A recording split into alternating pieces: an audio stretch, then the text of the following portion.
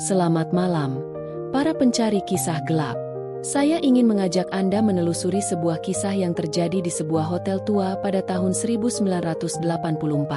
Apa yang akan saya sampaikan bukanlah sekadar dongeng menjelang tidur, melainkan kompilasi dari kesaksian-kesaksian nyata yang telah saya kumpulkan selama bertahun-tahun.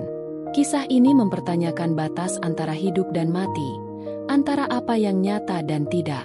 Apakah Anda cukup berani untuk mendengarkan? Hotel Winterson berdiri megah sejak 1947, dengan arsitektur klasik dan interior mewah yang kini telah termakan usia. Pada masa jayanya, hotel ini menjadi tempat singgah para elit dan selebriti. Namun di balik kemegahannya, tersimpan kisah kelam yang jarang diceritakan kepada tamu, kisah tentang kamar 306 yang selalu bermasalah. Kamar 306 terletak di ujung koridor lantai 3, dengan pemandangan langsung ke kebun belakang yang kini terbengkalai. Semua bermula ketika seorang wanita bernama Sarah Mitchell ditemukan meninggal di kamar tersebut. Penyebab kematiannya? Bunuh diri, atau begitulah yang tercatat dalam laporan polisi. Sarah ditemukan tergantung di kamar mandi, dengan catatan singkat bertuliskan, "Mereka tidak akan berhenti mengawasi." Setelah kejadian itu, kamar 306 ditutup untuk renovasi selama beberapa bulan. Namun anehnya, meski dilakukan pembersihan dan perubahan total pada interior kamar, masalah terus bermunculan. Staf hotel melaporkan fenomena-fenomena aneh, televisi yang menyala sendiri, suhu kamar yang tiba-tiba turun drastis, dan suara-suara bisikan yang tidak dapat dijelaskan.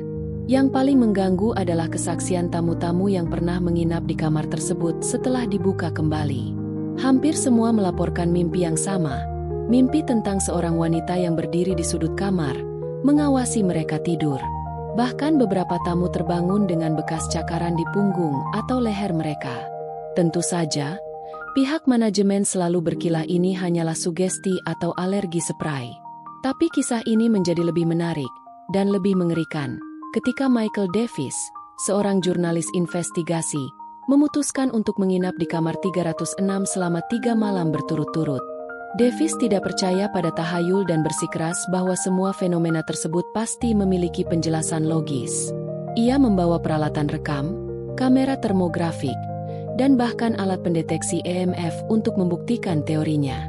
Malam pertama, Davis memasang semua peralatannya dan mulai merekam. Tidak ada yang aneh hingga pukul 2.18 dini hari.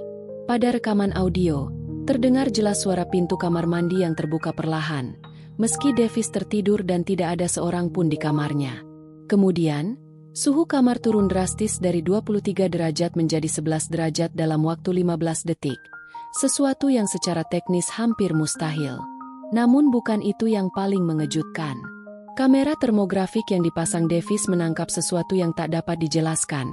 Siluet tubuh manusia berbentuk wanita yang berdiri di sudut kamar, memancarkan suhu yang jauh lebih dingin dari area sekitarnya. Siluet itu berdiri diam selama hampir 3 jam, hanya bergerak sesekali untuk memiringkan kepala, seolah sedang mengamati Davis yang tertidur. Malam kedua, Davis masih belum menyadari hasil rekaman dari malam sebelumnya. Ia bahkan mencatat dalam jurnalnya bahwa tidak ada yang aneh selain mimpi buruk tentang seseorang yang mencekiknya. Yang tidak ia ketahui adalah perangkat EMF-nya mencatat lonjakan aktivitas elektromagnetik yang ekstrim tepat di atas tempat tidurnya selama ia bermimpi buruk. Dan pada rekaman audio, terdengar suara tarikan napas panjang yang bukan berasal dari Davis. Bagian yang paling mencengangkan terjadi pada malam ketiga. Davis terbangun pada pukul 3.33 dini hari karena merasakan tekanan berat di dadanya. Ia berusaha meraih lampu tidur namun tangannya seolah lumpuh. Dalam kegelapan, matanya mulai beradaptasi dan disinilah ia melihatnya. Sosok wanita dengan rambut panjang menutupi wajah, berjongkok di atas tubuhnya. Pagi harinya, Davis check out lebih awal dengan mata merah dan ekspresi kosong. Kepada resepsionis, ia hanya mengatakan, kamar itu tidak kosong. 3 hari kemudian, artikel investigasinya yang dijanjikan tidak pernah terbit. Dan ketika teman-temannya memeriksa apartemennya, mereka menemukan Davis telah bunuh diri dengan cara yang sama persis seperti Sarah Mitchell, tergantung dengan catatan berisi kalimat yang sama. Mereka tidak akan berhenti mengawasi. Yang lebih misterius, semua peralatan rekam milik Davis ditemukan dalam keadaan rusak, kecuali satu rekaman audio yang masih utuh. Rekaman tersebut hanya berisi suara Davis yang bernapas cepat, kemudian berbisik. Dia mengikutiku pulang. Dia ada di sini sekarang, di sudut kamar. Dia tidak sendirian.